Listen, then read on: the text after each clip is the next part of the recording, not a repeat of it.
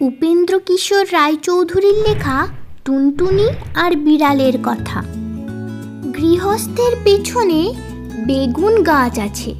সেই বেগুন গাছের পাতা ঠোঁট দিয়ে সেলাই করে টুনটুনি পাখিটি তার বাসা বেঁধেছে।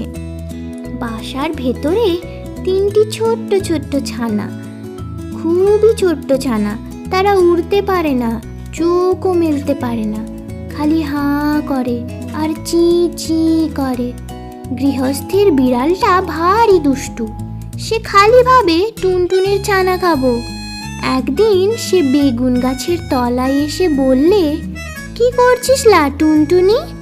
টুনটুনি তার মাথা হেঁট করে বেগুন গাছের ডালে ঠেকিয়ে বললে, প্রণাম হই মহারানী।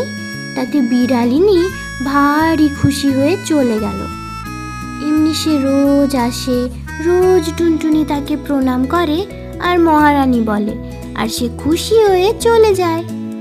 এখন টুনটুনির ছানাগুলি বড় হয়েছে, তাদের সুন্দর পাখা হয়েছে, তারা আর চোখ বুজে থাকে না।